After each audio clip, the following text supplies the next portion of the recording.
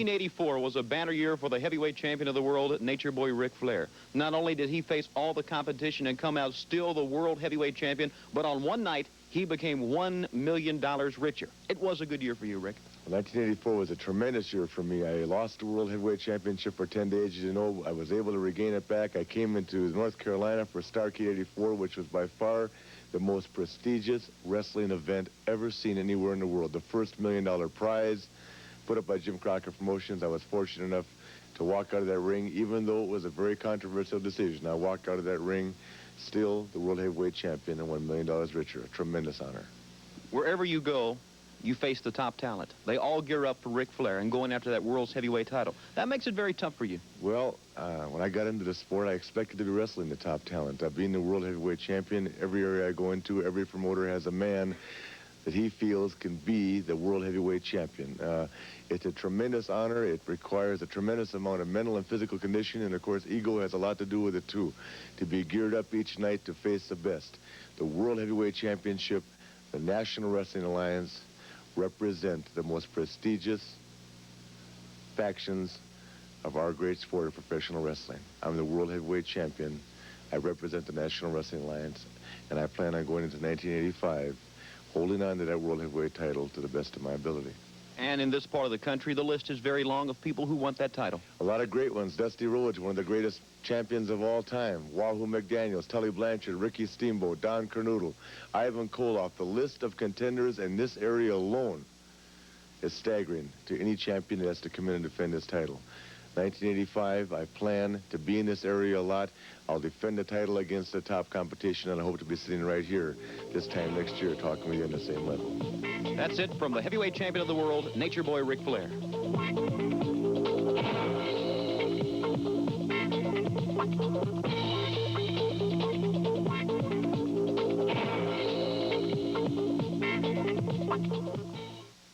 Talk to the #1 man in the world today, and that's the heavyweight champion of the world, Nature Boy Ric Flair. 1984 for you, Rick, was a very, very busy year. Well, being the World Heavyweight Champion means that on any given day you have to wrestle the top and best competition to be seen anywhere in the world. The World Heavyweight Championship, as you know, supposedly signifies that you're the best wrestler in the world today. So 1984, of course, was a banner year for me, just for the simple fact that I'm here still the World Heavyweight Champion. Also a very rugged year for you, because every night you put up that title and all wrestlers are geared up to take that title away. Well, that's right. I wrestled in front of 52,000 people in Dallas, Texas, and lost the title for 10 days. Was fortunate enough to win it back in Tokyo, Japan. And of course, I came in here for Starrcade 84, the first $1 million match against Dusty Rhodes, who has been a World Heavyweight Champion on 2 other occasions. I think a lot of people in the wrestling world figured that I would lose the title. Joe Frazier was involved in a very controversial decision, but still, the fact remains, I'm sitting here with you, the World Heavyweight Champion. I'm looking forward to 1985. And there are a lot of top names who want that title. Well, you look at Dusty Rhodes, you look at Kerry Von Erich, you look at Wahoo McDaniels, you look at Tully Blanchard, Ricky Steamboat, Don Kernoodle, Ivan Koloff, J.J. Dillon has a whole crew of wrestlers, Paul Jones has a whole crew of wrestlers. Everybody wants to be where Ric Flair is today. So 1985 is going to be a tremendous challenge, but I'm not planning on retiring, and I'll be here to face each and every one of them. The heavyweight champion of the world, Nature Boy Ric Flair. He mentioned Wahoo McDaniel and Tully Blanchard. Now let's see Wahoo and Tully in tag team action. All right, ladies and gentlemen, in the ring right now. There you see them, and what a team that is.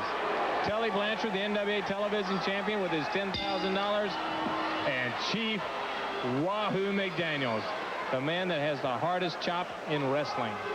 The Awesome Twosome, and who knows what possessed Wahoo to team up with Tully Blanchard. I guess we'll never know, but it's what he has in that blue bag. It's what he has in that blue bag. It's called money. It's been a success so far, and they have double-teamed a lot of top individuals. They wanted their awareness to be known. They've certainly went at it the right way. Ric Flair, Ricky Steamboat, Dusty Rhodes, they dropped him 2-on-1. And they jumped on Steamboat 2-on-1, Ric Flair 2-on-1.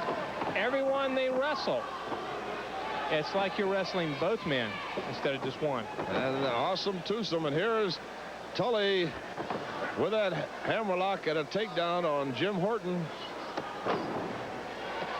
Of course, as you indicated, Wahoo McDaniels, one of the toughest chops in wrestling. A legend in his own right, entirely changed style, but a great athlete.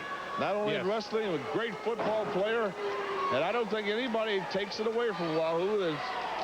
Credit is worth credit's due, but he has never had to go to these tactics in all his career. Steamboat has said that he has the greatest respect for the man for his roughness, his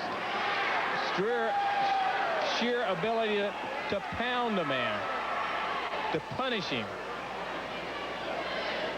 And now he's taking the little shortcuts, the little handfuls of hair to take a man down. Look at this. Look at Tully. Tully, yeah, they're getting extra leverage. Tully pushing down on Wahoo's head. And they're bending this boy's elbow the way it was designed to be bent. And they're just taking their time doing it. And they quickly maneuvered him right into their corner. That's the place you don't want to be in a tag team match.